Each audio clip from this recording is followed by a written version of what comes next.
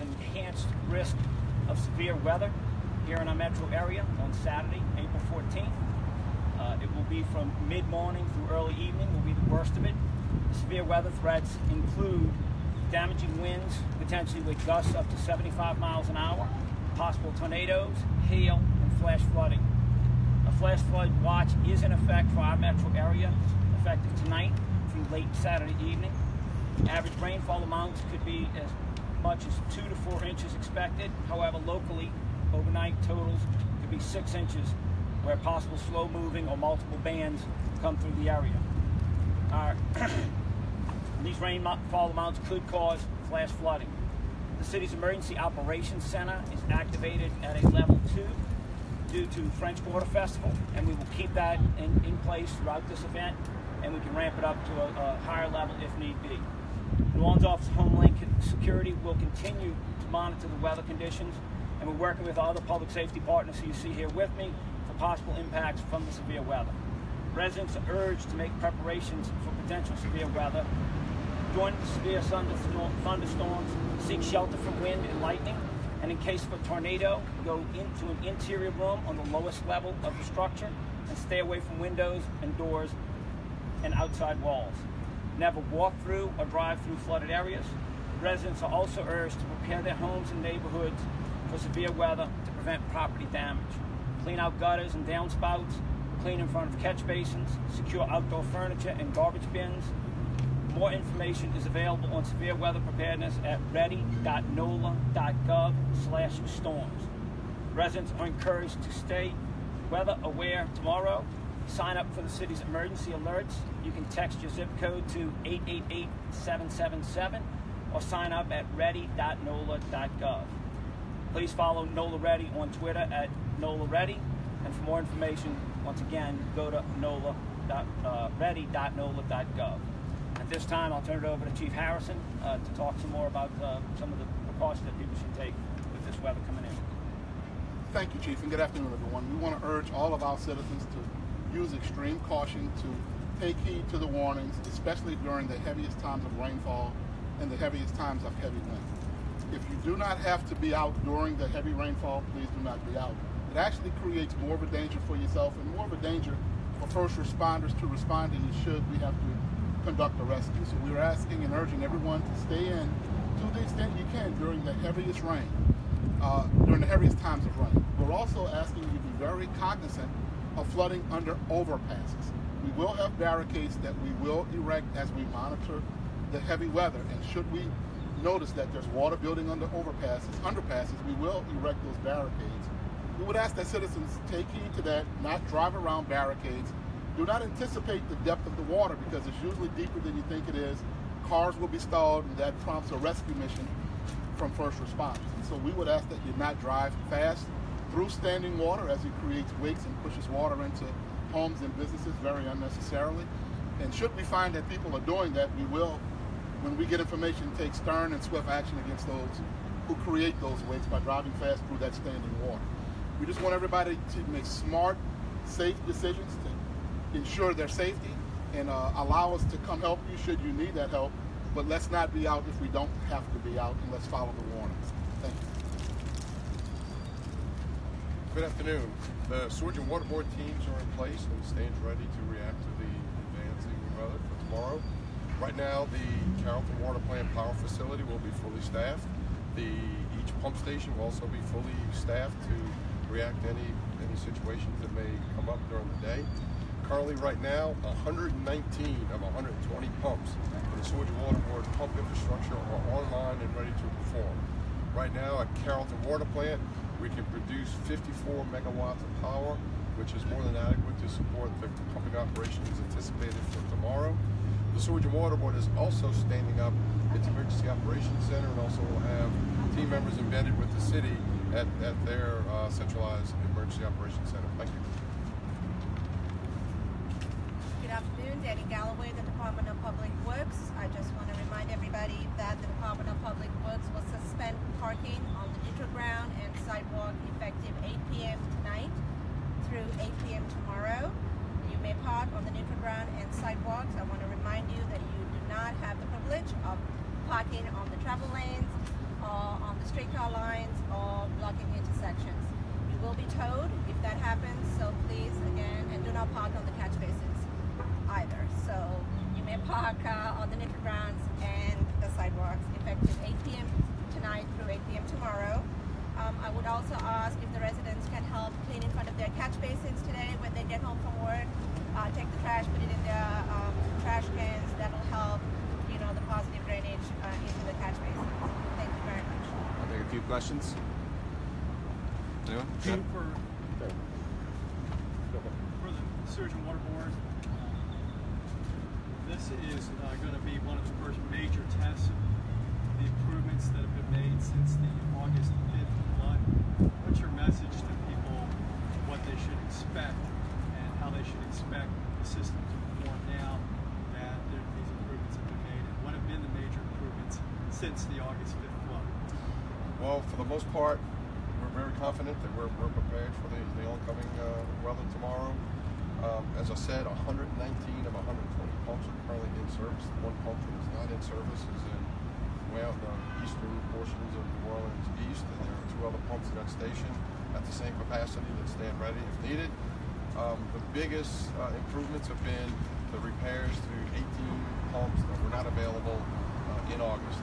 In addition to that, the substantial improvements and bringing power generation, especially 25 hertz power generation capability online. We recently brought another turbine online 2 weeks ago.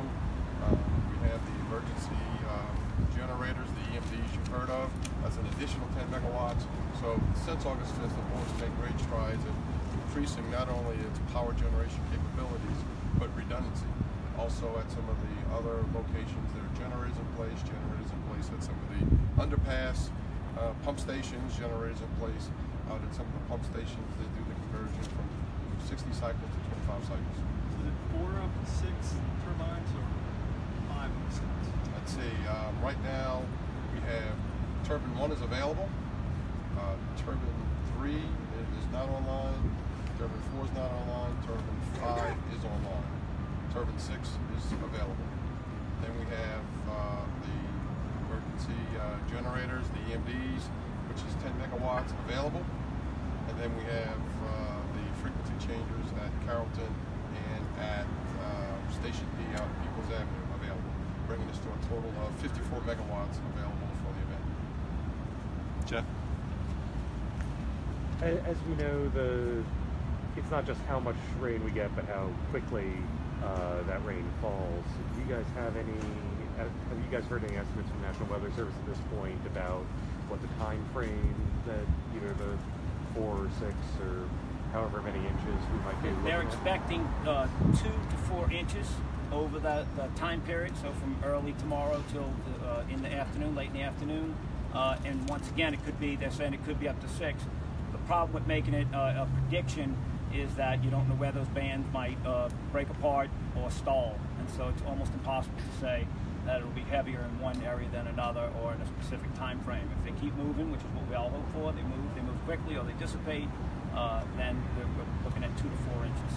But once again, they won't predict exactly how much and which time. But heavier in the morning and then continue through the afternoon.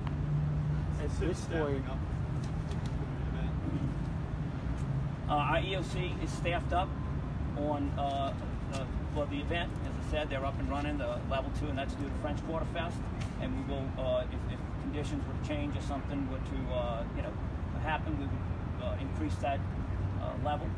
But at this point, I know all the first responders are fully staffed up for this event, and we just want to make sure that people. This is one of those situations where you really, and Chief Harrison and Director Galloway said, this is one of those situations where we urge people to use common sense, take the precautions you need. If you don't need to be out during this weather event, please stay home and be respectful of your neighbors, which means, parking on neutral grounds and on sidewalks if you need to be, but don't block lanes where other people need to travel. And don't, go out and clean your catch basins. But this is one of those things where, if the weather's this bad and severe, we'd urge people to just, it's one of those ones where you stay home and stay out of it. Can you emphasize on level 2 exactly what does that mean? Level 2 means we have all of the first responder agencies staffing at the EOC, but we don't, whereas if you had a full-blown EOC activation, you would have all your agencies, all of your public safety agencies, your Red Cross, your RTA, everyone would be involved in it. This is one where we have all the first responder agencies in the city at the EOC. Have there been any discussions about canceling French Quarter Fest events?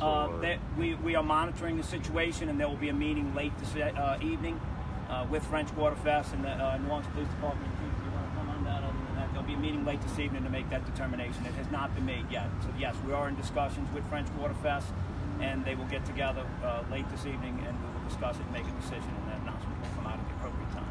Do you see that this is more of a wind threat than a rain threat, or is it a threat of both threats? In this case, it's a threat of both. When we're talking about wind gusts up to 75 miles an hour, so we tell people you run from the water, hide from the wind. Right? This is one of those ones where you with the wind at that level, you don't want to be around if wind gusts are coming through and can blow things and obviously injure people. So it's a threat in both cases for this event. With that in mind, and knowing what you know about all the tents that are up over at French Quarter Fest, do you see that as a risk with all those tents? It certainly is one of the things that we weigh. Yes, it's one of the things that we look at when we make that decision with the folks at French Quarter Fest. We'll help drive our decision as to whether we decide that we can cancel or not. That's a possibility that's being discussed at this point. What? What a possibility? I'm sorry. Postponing the French Quarter Fest on Saturday, or shutting it down on Saturday. Given the weather conditions, it'll certainly be part of the conversation. Obviously, it's going to be whether it's scale back or whatever we all do. Certainly. Anyone else? You say that if anybody pushes a wake with their car, your officers are going to take action. What does that mean? What is action? What happens to somebody? What happened once before, we received video of a vehicle going through the water that identified the vehicle. We then, through investigation, identified the driver and issued a citation for that. So we took swift action. So should we learn of that and have the ability to identify the person doing that, we will repeat that and take the action and issue a citation if that's warranted. But it does require us identifying who the vehicle is and who it belongs to and who the driver is. And so we will work to do that. So should citizens see people driving through their neighborhoods and they have the capacity in a safe way to document that and get that to us, we urge them to do so. Do you still have that website that's up and running to let people know where the bad spots are? Can you talk about that at all? Is it street aware? Or yes, streetwise. Yes. Talk about that because people want to. The Streetwise site, and I believe a link is available through our NOLA Ready.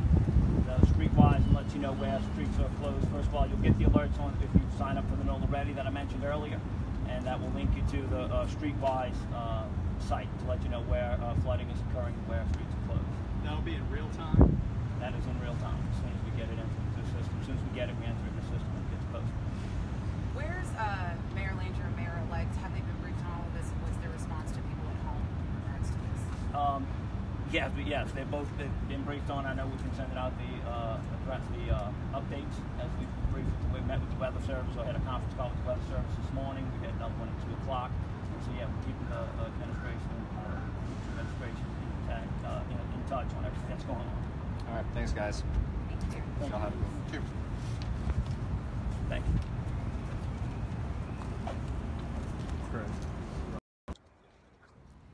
Okay, everybody. My